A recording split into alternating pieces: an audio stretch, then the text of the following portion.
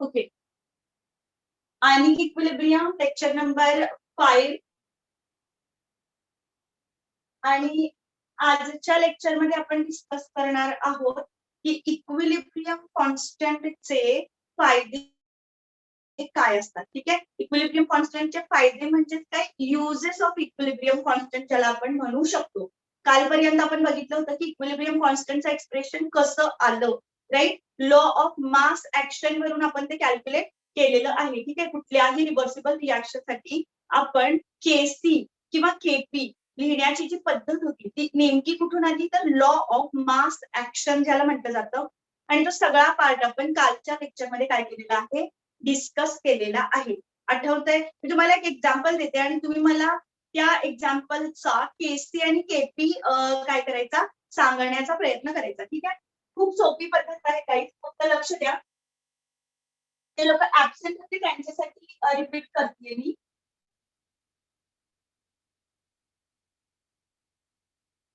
समजा आपल्याकडे रिॲक्शन अशी आहे,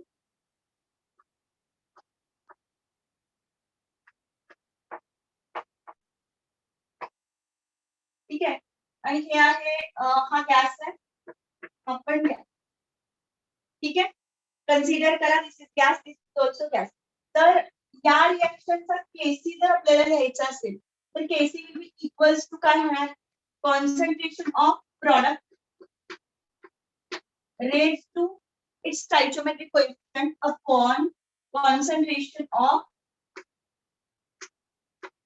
रिॲक्टंट. बरोबर आहे. आणि याच रिॲक्शनचा जर केपी घ्यायचा असेल तर आपण कसा लिहिणार, concentration of partial pressure of NO2 raised to 2 upon partial pressure of reactant N2O4 raised to 1. ठीक आहे. इथं 1 लिहिलं नाही लिहिलं काही फरक पडत नाही. पण कन्सिडर करा हा सॉलिड आहे आणि हा गॅस. बाळांनो एक लक्षात ठेवा, जेव्हा सॉलिड आणि गॅस हे इक्विलिब्रियम मध्ये असतात एकमेकांसोबत, नीट ऐका, असंही होऊ शकतं. एखादा सॉलिड आहे आणि तो गॅस सोबत काय आहे, इक्विलिब्रियम मध्ये आहे. अशा वेळेला काय केलं जातं, तर एक गोष्ट खूप महत्वाची लक्षात ठेवायची आहे, नोट म्हणून आपण ती लक्षात ठेवू शकतो किंवा कुठेतरी लिहून ठेवायची, की इक्विलिब्रियमच्या एक्सप्रेशन मध्ये कॉन्सन्ट्रेशन ऑफ सॉलिड किंवा ज्याला आपण ऍक्टिव्ह मासेसही म्हणू शकतो, काल आपण टर्म ऍक्टिव्ह मास काय असते ते बघितलेलं आहे, राईट. तर active masses of solid and the active masses of pure liquids are taken unity, that is that they are taken equals to 1.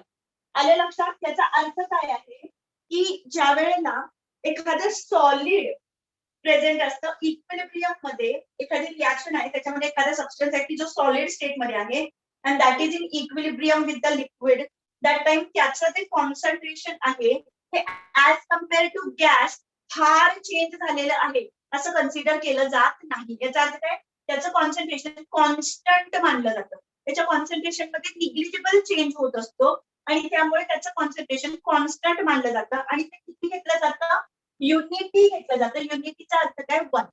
म्हणजे तुम्हाला थोडक्यात लक्षात ठेवण्यासाठी काय लक्षात ठेवायचं की समजा एखादी रिॲक्शन दिलेली आहे, रिव्हर्सिबल रिॲक्शन, आणि त्याचा केसी किंवा केपी तुम्हाला काय करायचं, एक्सप्रेस करायचं.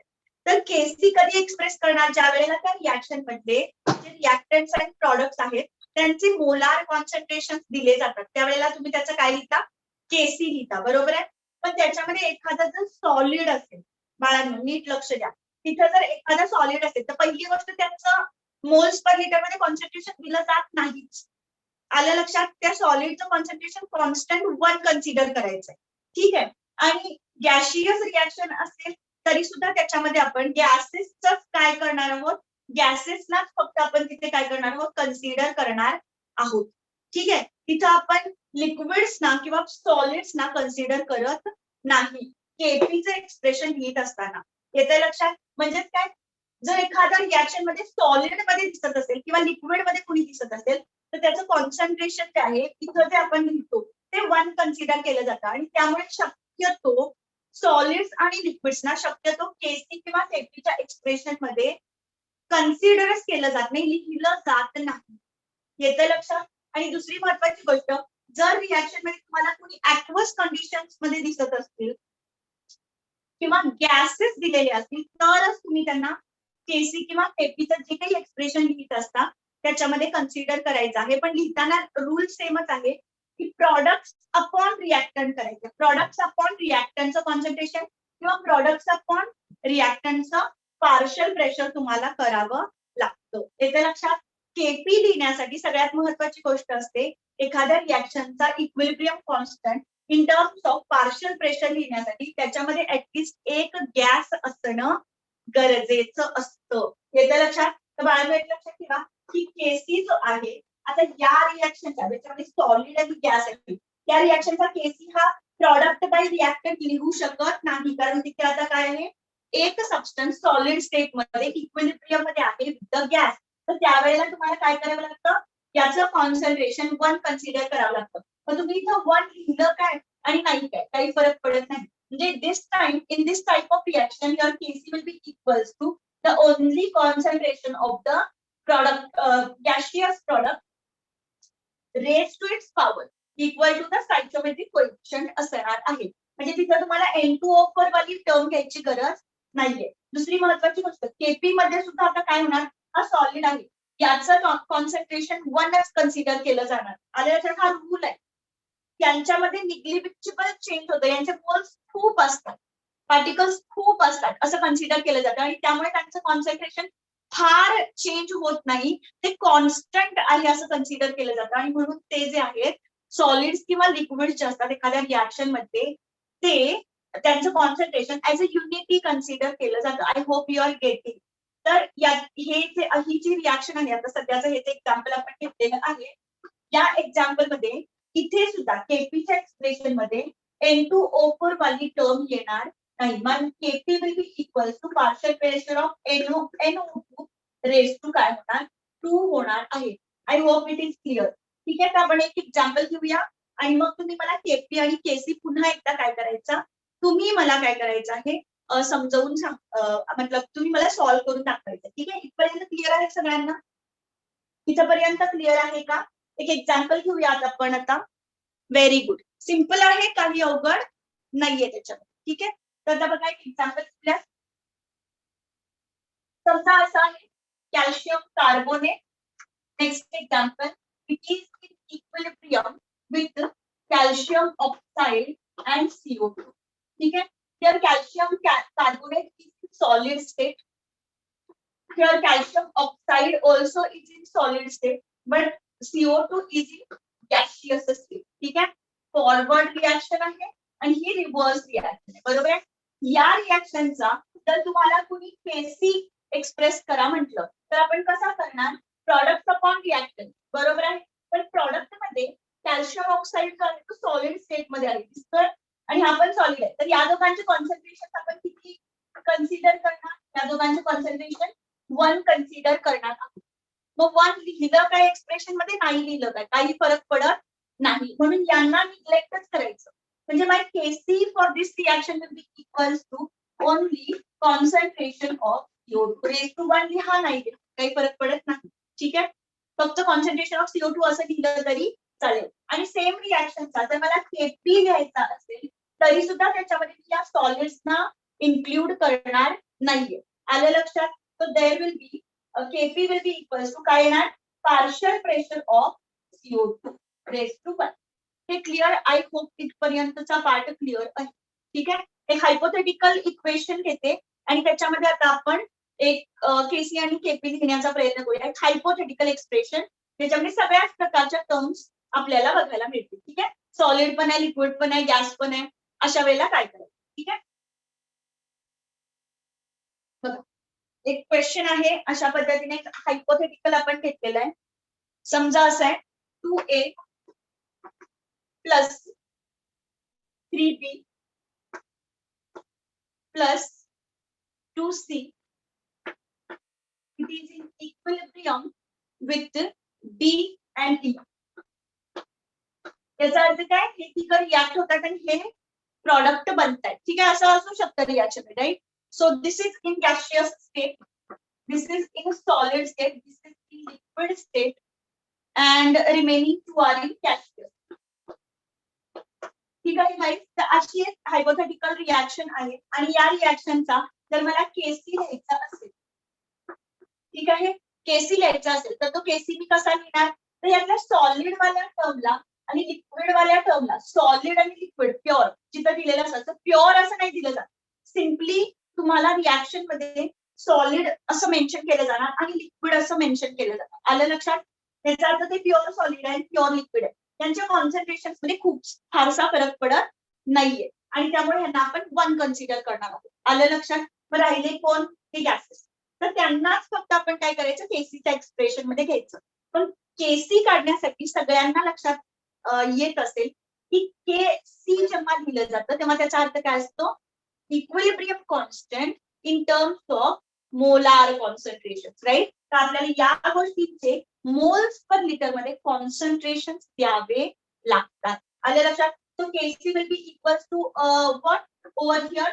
It will be concentration of D into concentration of E upon काय होणार आहे, concentration of A raised to 2. Clear आहे गाईज? सगळ्यांना लक्षात येते का बघा. आणि सेम रिॲक्शनचा Kp कसा कॅल्क्युलेट करणार, तर you should give the partial pressures of these gases. Right everyone? So here in place of the concentration you can write partial pressure of D. ठीक है? Here partial pressure of E. PE नाही आहे ते, partial pressure of E. ठीक है? आणि खालचं कसं असणार, partial pressure of A raised to 2. I hope you are getting. Kc ची व्हॅल्यू आणि Kp ची व्हॅल्यू डिपेंडिंग अपॉन कॉन्सन्ट्रेशन आणि पार्शियल प्रेशर आपल्याला मिळणार आहे. आलं लक्षात सगळ्यांच्या? क्लिअर आहे इथपर्यंत? आता तुम्ही म्हणाल मग केसी आणि केपीला युनिट नसतं का, तर ऑब्विसली असणार आहे, कारण या गोष्टींना युनिट असतं की नाही, हे मोल्स पर लिटर मध्ये कॉन्सन्ट्रेशन असतात. केपी ऍटमॉस्फिअर किंवा बार मध्ये प्रेशर्स दिले जाऊ शकतात, partial pressures of each gas present in to the reaction. मग ऑब्विसली केसी केपी दोघांनाही काय असतं, स्वतःचं युनिट असतं. ठीक आहे, मग ते कसं असणार, आता बाळांनो बघा, टीचं मोल्स पर लिटर मध्ये कॉन्सन्ट्रेशन, ईचं मोल्स पर लिटर मध्ये कॉन्सन्ट्रेशन, म्हणजे मी असं लिहू शकते का की moles per litre into moles per litre होणार, बरोबर आहे. तर moles per litre raise to 2 लिहू शकते आणि खालच्याच कॉन्सन्ट्रेशन जे आहे इथं सुद्धा moles per litre raise to काय होणार, 2 होणार. ठीक आहे. आता अशा बाबतीत काय झालेलं आहे बघा, तिकडे मोल्स जेवढे आहेत तिकडेच मोल्स एवढे आहेत, तिकडे गॅसेसचे मोल्स तेवढेच आहेत, म्हणजे दोन्हीकडचे मोल्स रिॲक्टंट आणि प्रॉडक्ट साईडचे सेम झालेले आहेत आणि त्यामुळे या दोन गोष्टी काय होणार आहेत, कॅन्सल होणार आहेत. या ठिकाणी केसीला युनिट नाहीये, येते लक्षात. तसंच इथंही होणार बघा. इथं समजा पार्शियल प्रेशर ऍटमॉस्फिअर मध्ये दिलेलं आहे, तर हे ऍटमॉस्फिअर आणि हे पण ऍटमॉस्फिअर, म्हणजे ऍटमॉस्फिअर स्क्वेअर होणार, बरोबर आहे.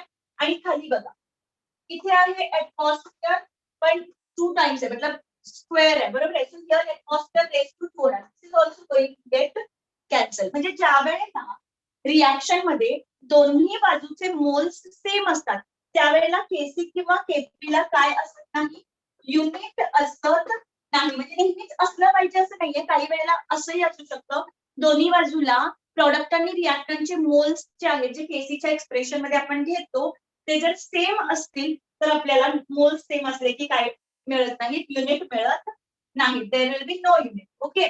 पण एखादी रिॲक्शन अशी आहे की प्रॉडक्ट साइडचे आणि रिॲक्टंट साइडचे जे मोल्स आहेत ते डिफरंट आहेत. In that case you are definitely going to get unit for KC and KP. ठीक आहे, I am going to take one example, then you will come to know. ठीक आहे, इथपर्यंतचा part clear आहे सगळ्यांना? इथपर्यंतचा part clear आहे का? बोला बाळांनो. Very good. ठीक आहे, तर आता बघा एक एक्झाम्पल आपण घेऊया. ठीक आहे, आय होप की लक्षात आलेलं आहे सर्वांच्या. सेम एक्झाम्पल घेऊयात आपण, भाषा पण घेतलं होतं की CaCO3 is in equilibrium with calcium oxide and CO2. सगळ्यात महत्वाची गोष्ट ही आहे बाळांनो की जेव्हा आपण इक्विलिब्रियम कॉन्स्टंटचं एक्सप्रेशन लिहिणार असतो त्यावेळेला खूप महत्वाची गोष्ट ही आहे की रिॲक्शन जी असते, ज्या रिॲक्शन साठी आपण इक्विलिब्रियम कॉन्स्टंट लिहिणार आहोत किंवा कॅल्क्युलेट करणार आहोत, that reaction should be balance. आले लक्षात? जर बॅलन्स दिली नसेल तर you have to first balance it and then you have to write the expression for KC, otherwise it will be wrong. ठीक आहे, तर ही माझी बॅलन्स इक्वेशन आहे आणि याच्यामध्ये sorry this was in solid, this in solid and this was in gas. तर मी मगाशी सांगितलं होतं आठवतं बघा की या रिॲक्शनचा जर माझा केस घ्यायचा असेल तर मी काय करणार, concentration, molar concentration of CO2 consider करणार. हे आणि हे याला मी कन्सिडर करणार नाही त्या दोघांना, बिकॉज दे आर सॉलिड्स. ठीक आहे, गॅसेसचं मोल्स पर लिटर मध्ये जो काही गॅस असेल त्याचं मोल्स पर लिटर मध्ये कॉन्सन्ट्रेशन दिलेलं असतं ते घ्यायचं. मग इथं पॉवर मध्ये काही का नाहीये, बिकॉज CO2 च्या पुढे कुठलाही स्टॅच्योमेट्रिक कोएफिशियंट नाहीये, सो ह्याच्या पॉवर मध्ये मी काही घेतलं नाहीये. मग बाळांनो मला जरा सांगा यावरनं केसीचं युनिट काय असणार आहे. आता हे कॉन्सन्ट्रेशन आहे, त्याची जी व्हॅल्यू असणार ती तुमच्या केसीची व्हॅल्यू असणार त्या रिॲक्शन साठी, ते दिलेलं असणार मोल्स पर लिटर मध्ये. म्हणजे ऑब्विसली तुमच्या केसीचं युनिट काय झालं या बाबतीत, मोल्स पर लिटर. प्रत्येक वेळेला मोल्स पर लिटरच असतं का, तर बाळांनो मी मगाशीच म्हणाले की it depends upon the number of moles of reactants and products. Clear आहे? सो कधी ते मोल्स पर लिटर येऊ शकतं, कधी ते moles per litre raise to 2 येऊ शकतं. It depends. दुसरी गोष्ट केसी, समजा मला ह्या गॅसचं पार्शियल प्रेशर दिलं, ठीक आहे, आणि ते ऍटमॉस्फिअर मध्ये पार्शियल प्रेशर आहे आणि ते ऍटमॉस्फिअर मध्ये, तर आपल्याला माहिती आहे K P will be equal to partial pressure of CO2 gas and if it is in atmosphere केपीचं युनिट जे आहे इथं माझ्याकडे असणार atmosphere. Clear? Yes, very good Arya. आलंय सगळ्यांच्या लक्षात? काय डाऊट आहे कुणाला? Yes, correct Shravan. Every time you must do not consider liquids and solids into the expression of case every time. ठीक आहे श्रवण? चला नेक्स्ट एक एक्झाम्पल बघूया आपण आणि मग आपण पुढचा पार्ट डिस्कस करू. ठीक आहे, कन्सिडर करा एक्झाम्पल असं आहे, acetic acid in aqueous condition in the water. Obviously acetic acid आहे हे aqueous मध्ये आहे. आता aqueous मध्ये आहे, वॉटर माझा लिक्विड स्टेट मध्ये सॉल्व्हंट आहे, हे ह्याच्यामध्ये ऍड केलेला आहे सगळ्याचा अर्थ. and they are in equilibrium with ions CH3COO minus plus the H3O plus. तर बाळांनो तुम्ही म्हणाले H3O plus कसं आलं, ऍसिटिक ऍसिड वॉटर मध्ये टाकलं की ऍसिटेट आयन आणि H3O प्लस आयन्स बनण्याऐवजी H प्लस आयन्स बनले पाहिजे. तर बाळांनो एक लक्षात ठेवायचं की आता मॉडर्न कॉन्सेप्टच्या अकॉर्डिंग हा H प्लस जो आहे हा या H2O कडे काय केला जातो, मतलब ज्याला modern concept of acids and basis असं म्हटलं जातं, ज्याच्यामध्ये तुम्ही आता पुढे ऍनिक इक्विलिब्रियम मध्ये शिकणार आहात की लॉरी ब्रॉन्स्टेड ऍसिड्स बेसिस काय असतात, अरेनियस ऍसिड बेसिस काय असतात. ठीक आहे, तिथं आपण थोडं डिटेल मध्ये जाणार आहोत. तर तिथं तुम्हाला लक्षात येईल की H2 जो आहे तो यातला H प्लस काढून घेतो आणि H3O प्लस मध्ये कन्वर्ट होतो, म्हणजे तो H3O प्लस म्हणजे थोडक्यात H प्लस आहे आपला. आले लक्षात? आणि हा आपला यात H प्लस निघून गेल्यावर राहणारा CH3COO मायनस. तर this is aqueous and this is aqueous. ठीक आहे गाईज, हे लिक्विड. तर बाळांनो एक लक्षात येते का बघा, याचा जर मला केसी घ्यायचा असेल तर त्याच्यामध्ये मी कोणाला निग्लेक्ट करणार, मी निग्लेक्ट करणार की नाही? येस, मी निग्लेक्ट करणार. कोणाला निग्लेक्ट करणार? त्या वॉटरला निग्लेक्ट करणार. ते वॉटर जे लिक्विड दिलंय याचा अर्थ तो सॉल्व्हंट आहे गाईज. सॉल्व्हंटचं कॉन्सन्ट्रेशन काय चेंज होणार, बरोबर आहे? म्हणजे तुम्ही त्या सॉल्व्हंट मध्ये एखादी गोष्ट टाकताय आणि तिथे तुम्ही रिॲक्शन करण्याचा प्रयत्न करताय, तर त्याच्या ते खूप जास्त प्रमाणात आहे, त्याच्या कॉन्सन्ट्रेशनला काही फरक पडणार नाहीये. आलं लक्षात? सो वॉटर मॉलिक्युलचं कॉन्सन्ट्रेशन कॉन्स्टंट कन्सिडर केलं जातं. लार्ज अमाऊंट ऑफ मध्ये असतात ते मॉलिक्युल्स, म्हणून ते कॉन्स्टंट आहेत, त्याच्यामध्ये काही फरक पडलेला नाहीये असं कन्सिडर केलं जातं. आणि म्हणून वॉटर जो आहे त्याचं कॉन्सन्ट्रेशन 1 कन्सिडर करायचं, म्हणजे त्याला घ्यायचंच नाही एक्सप्रेशन. मग शिल्लक काय काय राहिलं, CH3COO minus H3O plus. Aqueous वाले घेऊ शकतो, काही प्रॉब्लेम नाहीये. H3O plus upon concentration of काय होणार, CH3CO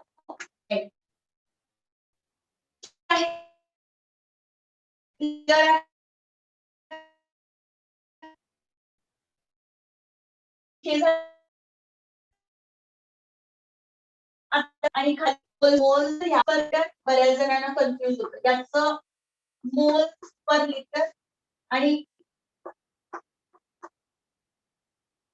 इथं असेल मोल्स पर लिटर आणि खाली पण मोल्स पर लिटर. ठीक आहे, कॅन्सल होणार. शिल्लक काय राहिलं, unit moles per litre. Clear आहे, कळायला लागलंय का? क्लिअर आहे सगळ्यांना? Yes, very good. तर अशा पद्धतीनं केसी आणि केपीचे युनिट्स आपण काय करू शकतो, कॅल्क्युलेट करू शकतो. ठीक आहे, काय डाऊट इथपर्यंत गाईज, काय डाऊट इथपर्यंत? इथपर्यंत काय डाऊट आहे, कसा केसी आणि केपी एक्सप्रेस केला जातो हे लक्षात आलं असेल, I hope. Okay, very good. आता फक्त लक्ष द्या. Okay, very good. तर आता फक्त लक्ष द्या की आपल्याला रिलेशन बघायचंय केसी आणि केपी. ठीक आहे, आपल्याला आता हे तरी लक्षात आलं की एखाद्या रिॲक्शनसाठी, एखाद्या रिव्हर्सिबल रिॲक्शनसाठी महत्वाच्या गोष्टी काय काय आहेत बघा. हा, केसी आणि केपी दोन्ही पद्धतीनं आपण इक्विलिब्रियम कॉन्स्टंट कॅल्क्युलेट करू शकतो. सेकंड इम्पॉर्टंट थिंग की केसी किंवा केपी कॅल्क्युलेट करण्यासाठी रिॲक्टन्ट्स आणि प्रॉडक्ट्स जे असतात एखाद्या रिॲक्शन मध्ये त्यांचे इक्विलिब्रियम टाइमचे, रिॲक्शन मध्ये इक्विलिब्रियम आल्यानंतरचे, ठीक आहे, मोल्स पर लिटर मध्ये कॉन्सन्ट्रेशन किंवा पार्शल प्रेशर द्यावे लागतात, तर आणि तरच तुम्ही कॅल्क्युलेट करू शकता. एनी टाइम आपण घेतलं आणि कॅल्क्युलेशन केलं असं होत नाही, हे मी काल पण तुम्हाला सांगितलेलं आहे. आले लक्षात? त्याला वेगळं नाव आहे, त्याला क्यूसी म्हणतात, केसी नाही म्हणत. कधीही तुम्ही रिॲक्शन मध्ये उठलात आणि जर कॅल्क्युलेशन केलं कॉन्सन्ट्रेशन घेऊन, तर त्याला केसी म्हटलं जात नाही. आले लक्षात? म्हणजे फॉर एक्झाम्पल लक्ष द्या मी काय म्हणते बघा. मग क्यूसी आणि केसी मधला फरक सुद्धा इथेच आपण बघू. तर कन्सिडर करा की माझी ही एक रिॲक्शन आहे, रिव्हर्सिबल रिॲक्शन. ओके, एक रिव्हर्सिबल रिॲक्शन, हायपोथेटिकल.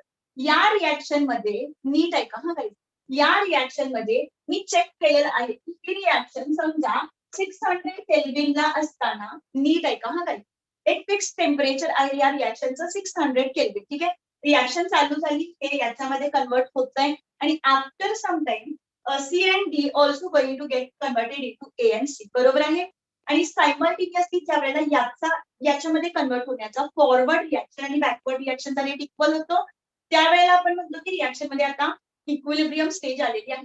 या रिॲक्शनसाठी कन्सिडर करा इक्विलिब्रियम पॉइंट हा आफ्टर 30 मिनिट्स येतो. आफ्टर काय येतो, 30 मिनिट्स येतो. आणि आफ्टर 30 मिनिट्स एकदा इक्विलिब्रियम आला की त्यावेळेला तुम्ही कॉन्सन्ट्रेशन काय करणार, या चौघांचे चेक करणार आणि त्याचा रेशो घेणार प्रॉडक्ट अपॉन रिॲक्टंट, त्याला म्हटलं जातं केसी. इक्विलिब्रियम आलेला असताना कॉन्सन्ट्रेशन घेऊन घेतलेला रेशो जो असतो दॅट इज केसी. येते लक्षात? पण समजा मी रिॲक्शन लावली अँड आफ्टर 10 मिनिट्स, एक 10 मिनिटानंतरच मी काय केलं, रिॲक्शन मिक्सचर मधलं एचं प्रमाण बघितलं, सॉरी सीचं प्रमाण बघितलं, डीचं प्रमाण बघितलं. ठीक आहे, एचं प्रमाण म्हणजे काय, किती अमाऊंट मध्ये, किती कॉन्सन्ट्रेशन मध्ये तो तिथे प्रेझेंट आहे, आफ्टर 10 मिनिट्स किती कॉन्सन्ट्रेशन आहेत त्यांचे, हे मी बघितलं. ठीक आहे, आणि सीच्या पॉवर मध्ये सी जाणार, डीच्या पॉवर मध्ये डी, एच्या पॉवर मध्ये ए, बीच्या पॉवर मध्ये बी. ठीक आहे, तर अशा पद्धतीनं कॉन्सन्ट्रेशनचा मी जर रेशो घेतला तर हे दिसताना कोणासारखं दिसतंय, इक्विलिब्रियम कॉन्स्टंट सारखं दिसतंय. बरोबर आहे, तर this is not equilibrium constant. आपण इक्विलिब्रियम टाइपचे कॉन्सन्ट्रेशन घेतलेले नाहीये. आपण 10 मिनिटानंतरच लगेचच इक्विलिब्रियम अजून आलेलाच नाहीये, आधीच काय केलेले आहे, कॉन्सन्ट्रेशन घेऊन रेशो घेतलेला आहे. तर याला म्हटलं जातं QC and this is called reaction quotient. काय म्हटलं जातं याला, रिॲक्शन कोशंट. मग रिॲक्शन कोशंट कशासाठी कॅल्क्युलेट करतो आपण, तर it helps to decide the direction of reaction. ठीक आहे, हा काय हेल्प करतो, रिॲक्शन कोशंट. QC ची व्हॅल्यू आपल्याला एखाद्या रिॲक्शनची कशासाठी हेल्प करत असते, तर QC ची व्हॅल्यू आपल्याला हे सांगते की रिॲक्शन फॉरवर्ड मध्ये जाणार का रिॲक्शन रिव्हर्स मध्ये येणार, बॅकवर्ड मध्ये येणार. कसं डिसाइड होतं, तर बाळांनो मला जरा सांगा. QC ची व्हॅल्यू जास्त जर आली, किंवा एक काम करूया, पहिल्यांदा आपण कंडिशन घेऊया QC ची व्हॅल्यू कमी आली. ठीक आहे, QC ची व्हॅल्यू जर कमी येत असेल, ठीक आहे, मला एक गोष्ट सांगा बाळांनो की आफ्टर 30 मिनिट जो केसी येणार त्याची एक काहीतरी पर्टिक्युलर व्हॅल्यू असणार त्या रिॲक्शन साठी. केसीची एक फिक्स काहीतरी व्हॅल्यू असणार 600 केल्विनला 30 मिनिट्स नंतर जो केसी आपल्याला मिळतो त्याची एक फिक्स व्हॅल्यू असणार, बरोबर आहे. QC ची व्हॅल्यू 10 मिनिटांनंतर काहीतरी कॅल्क्युलेट केली आणि QC ची व्हॅल्यू ही केसी पेक्षा कमी येते. नीट आहे का ना, QC ची व्हॅल्यू केसी पेक्षा, रिॲक्शनच्या केसी पेक्षा जर QC ची व्हॅल्यू कमी येत असेल तर याचा अर्थ काय, ह्याची व्हॅल्यू कमी येते याचा अर्थ हे जास्त आहे, बरोबर आहे. QC ची व्हॅल्यू कमी आहे याचा अर्थ यांचं कॉन्सन्ट्रेशन जास्त आहे, याचं कॉन्सन्ट्रेशन जास्त आहे याचा अर्थ अजून इक्विलिब्रियम आलेला नाहीये, इक्विलिब्रियम कंडिशन आलेली नाहीये, तरी सुद्धा ह्या रिॲक्टरचं कॉन्सन्ट्रेशन काय आहे, जास्त आहे. मग इक्विलिब्रियम आणण्यासाठी यांचं कॉन्सन्ट्रेशन काय असावं लागतं, कमी असावं लागतं. येतं लक्षात काय म्हणते मी, यांचं कॉन्सन्ट्रेशन काय असावं लागतं, इक्विलिब्रियम पर्यंत जाऊपर्यंत यांचं कॉन्सन्ट्रेशन कमी व्हावं लागतं, पण स्टील ते जास्त आहे. कारण आपल्याला काय दिसतंय, QC ची व्हॅल्यू केसी इतकी नाहीये, याचा अर्थ QC ची व्हॅल्यू कमी आहे याचा अर्थ यांचं कॉन्सन्ट्रेशन जास्त आहे. मग यांचं कॉन्सन्ट्रेशन कमी होऊन इक्विलिब्रियम टाइमला जेवढं असेल तितकं होण्यासाठी रिॲक्शनला फॉरवर्ड डिरेक्शन मध्ये जावं लागणार. Yes or no, yes or no guys, yes, लक्षात येते सगळ्यांच्या, येस, व्हेरी गुड. हा, याचा अर्थ काय आहे, याचा अर्थ काय आहे की QCच्या व्हॅल्यूवरून आपण हे डिसाइड करू शकतो की रिॲक्शन फॉरवर्ड मध्ये जाणार का रिव्हर्स मध्ये येणार. आता बाळांनो मला जर सांगा की मी रिॲक्शन मध्ये काय केलं, मला माहिती नाहीये की या रिॲक्शनचा जो इक्विलिब्रियम आहे, नीट आहे का, मला या रिॲक्शनचा इक्विलिब्रियम जो आहे 30 मिनिट्स नंतर येतो हे मला माहिती नाहीये असं कन्सिडर करा. पण कुणीतरी आधी, माझ्या आधी कुणीतरी XYZ व्यक्तीनं या रिॲक्शनचा इक्विलिब्रियम जो आहे हा 30 मिनिट्स नंतर येतो हे स्टडी केलंय आणि त्यानं ऑलरेडी केसी ची व्हॅल्यू सेम रिॲक्शनसाठी सेम टेम्परेचरला कॅल्क्युलेट करून ठेवलेली आहे असं कन्सिडर करा. ठीक आहे, नीट आहे का, एक रिॲक्शन आहे याचा केसी ऑलरेडी कुठेतरी कॅल्क्युलेट करून ठेवलेला आहे आणि मी काय केलं, सेम रिॲक्शन सेम पद्धतीनं लावली. मला माहिती नाहीये की याचा इक्विलिब्रियम कधी येणार आणि मी काय केलं, आफ्टर 30 मिनिट्स रॅन्डमली, माझ्या मनामध्ये असं काही नाहीये की आता इक्विलिब्रियम आलाय का बघावं वगैरे, मी चेक केले. काय चेक केले, यांचे कॉन्सन्ट्रेशन चेक केले आणि मी रेशो घेतला आणि मला तिथे डेटा दिलेला आहे की याच्या ह्या रिॲक्शनची केसीची व्हॅल्यू इतकी इतकी आहे. येते लक्षात, आधी कुणीतरी कॅल्क्युलेट केलेली केसीची व्हॅल्यू इतकी, तितकीच व्हॅल्यू मला मिळाली, तितकीच व्हॅल्यू मला QCची मिळाली. ठीक आहे, मी त्याला काय कन्सिडर केलंय की हे मला माहिती नाहीये इक्विलिब्रियम कधी आहे, तरी पण कॉन्सन्ट्रेशन घेऊन बघते नेमकं काय झालेलं आहे. तर मला काय झालं त्यावेळेला हे लक्षात आलं की माझ्या QCचा जो रेशो आलाय, जी काही व्हॅल्यू आली ती केसी इतकीच आहे. म्हणजे मी काय म्हणणार, माझा QCची व्हॅल्यू केसी इतकीच येत असेल सेम रिॲक्शन साठी, तर याचा अर्थ माझी रिॲक्शन काय आहे, इक्विलिब्रियमला आहे. म्हणू शकते मी, येस और नो, बोला गाईज, म्हणू शकते की नाही माझी रिॲक्शन इक्विलिब्रियम कंडिशनला आहे. व्हेरी गुड आर्या, करेक्ट प्रतीक्षा, येते सगळ्यांच्या लक्षात, हे क्लिअर आहे सगळ्यांना. येस, म्हणजे क्यूसी आणि केसी मधला फरक लक्षात आलाय सगळ्यांच्या? बोला गाई. एखाद्या रिॲक्शनचा क्यूसीचा अर्थ काय असतो? Any time of the reaction. Any time of the reaction तुम्ही काय घेतलेले आहेत? काय घेतलेले आहेत? कॉन्सन्ट्रेशन घेतलेले आहेत आणि त्यांचा रेशो घेतला की त्याला तुम्ही रिॲक्शन कोशंट म्हणणार. रिॲक्शन कोशंटचा अर्थ काय? Any time of the reaction we are going to take the concentrations of reactants and products and we are going to take the ratio that will be called QC. आणि इक्विलिब्रियमच्या वेळेला concentration घेऊन जे calculation केलं जातं that is called केसी. ठीक आहे, I hope इथपर्यंतचा पाठ कळला. क्यूसी लेस दॅन केसी फॉरवर्ड मध्ये जाते रिॲक्शन आणि क्यूसी जो असतो ग्रेटर दॅन केसी असतो. क्यूसीची व्हॅल्यू केसी पेक्षा जास्त येते. क्यूसीची व्हॅल्यू नीट ऐका ना, क्यूसीची व्हॅल्यू केसी पेक्षा जास्त येते याचा अर्थ हे कॉन्सन्ट्रेशन कमी आहे. हे कॉन्सन्ट्रेशन कमी झालेले आहेत याचा अर्थ काय? इक्विलिब्रियम टाइमला जितकं कॉन्सन्ट्रेशन असायला हवं होतं त्याच्यापेक्षा पण कॉन्सन्ट्रेशन कमी झालेलं, त्याच्यापेक्षा पण यांचं कॉन्सन्ट्रेशन कमी झालेलं. न इक्विलिब्रियम पुन्हा येण्यासाठी याचं कॉन्सन्ट्रेशन कमी झालं याचा अर्थ यांचं कॉन्सन्ट्रेशन वाढलं. बरोबर आहे? मग रिॲक्शन इक्विलिब्रियमला येण्यासाठी आणि इक्विलिब्रियम टाइमचे याचे कॉन्सन्ट्रेशन मेंटेन होण्यासाठी रिॲक्शन काय होणार? रिव्हर्स मध्ये येणार आणि पुन्हा इक्विलिब्रियम एस्टॅब्लिश होणार. हे येतंय लक्षात? हे 3 पॉइंट्स लक्षात आलेले आहेत का? बघा, क्लिअर आहे सगळ्यांना? क्लिअर आहे? Very good everyone. हे क्लिअर आहे क्यूसी आणि केसी काय एक्सप्रेस करतो? Very good.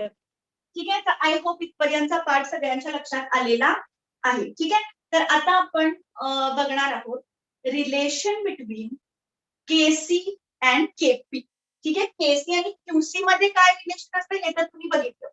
KC equals to QC असेल रिॲक्शन इक्विलिब्रियम.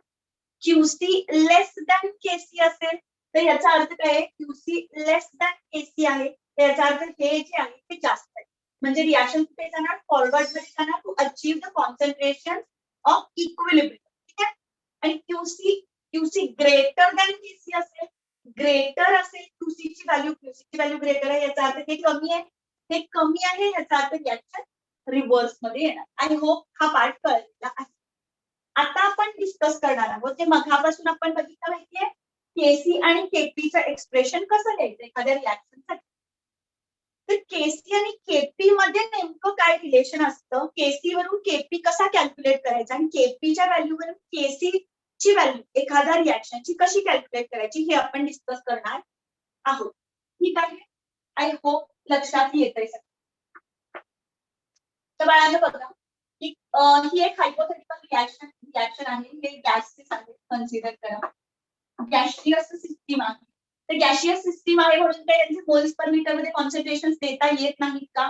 देऊ शकतो आपण, काही प्रॉब्लेम नाहीये. Partial pressures will be directly proportional to the concentrations of the gaseous रिॲक्टंट्स.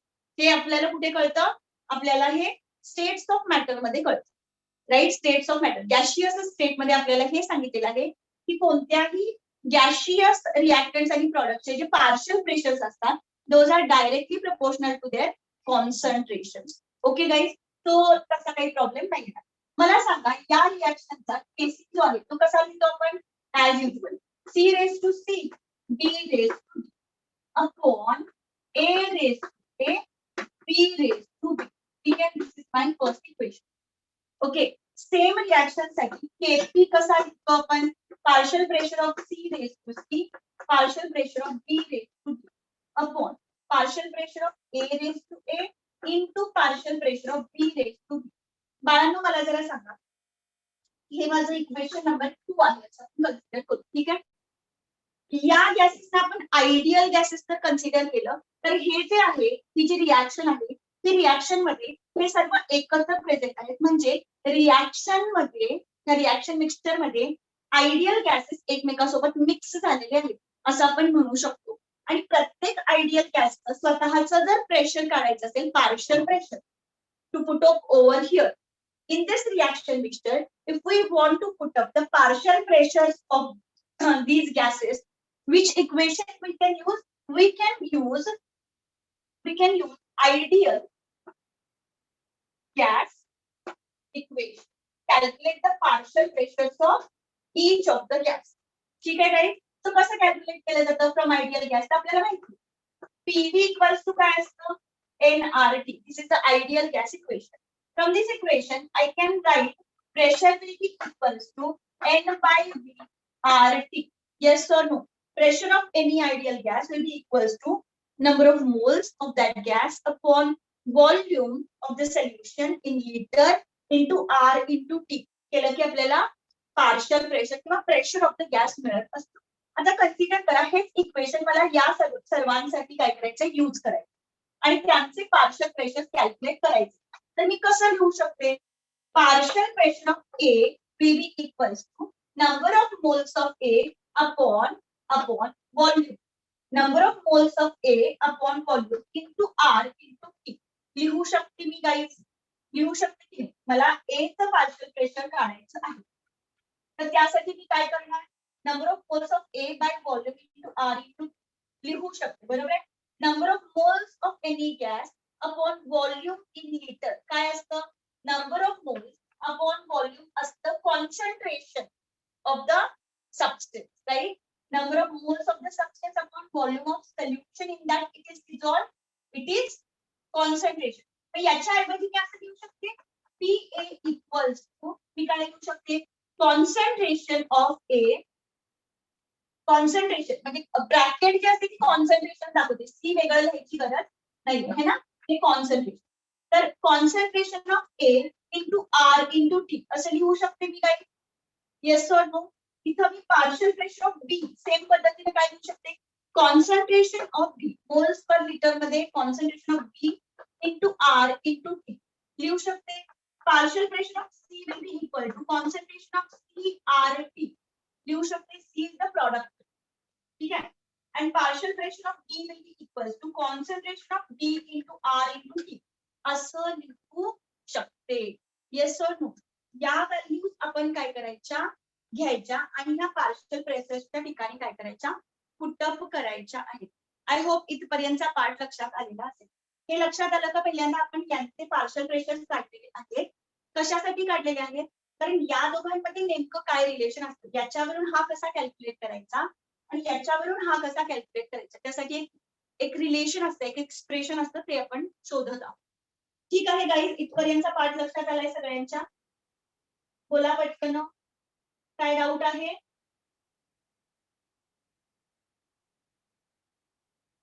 काय डाऊट आहे? Very good. ओके. तर आता लक्ष द्या.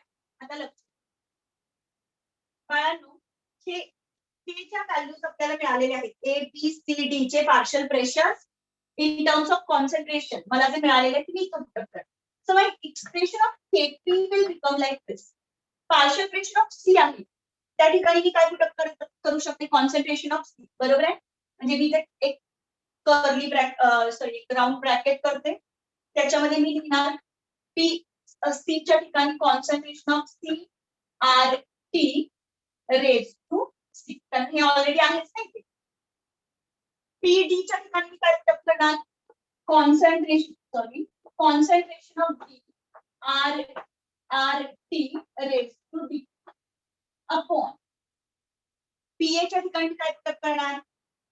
Concentration of A R T raise to K आणि पीबी च्या ठिकाणी पुट करणार concentration of P R T raise to B. Right everyone? ठीक आहे.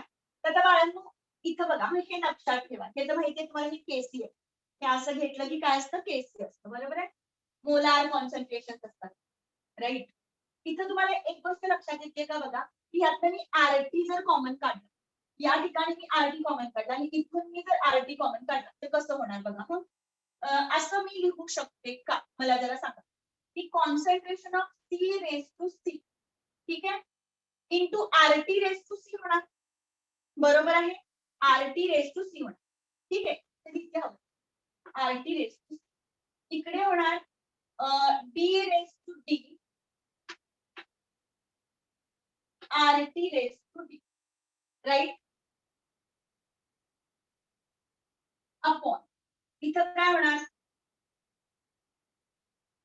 A raise to A into RT raise to A आणि इथं होणार B raise to B RT raise to B right. मग मी याला असं लिहू शकते का मी ह्याला असं लिहू शकते का बघा concentration of C raise to C आणि D रेस टू D ह्या टर्म्स एकत्र केल्या मी याला असं लिहू शकते into RT raise to C plus D लिहू शकते.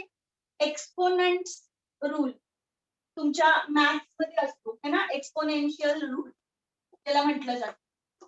A raise to A B raise to D terms एकत्र घेतल्या आणि RT पॉवर्स डिफरंट आहेत फक्त पण मी असं लिहू शकते RT raise to A plus B लिहू शकते.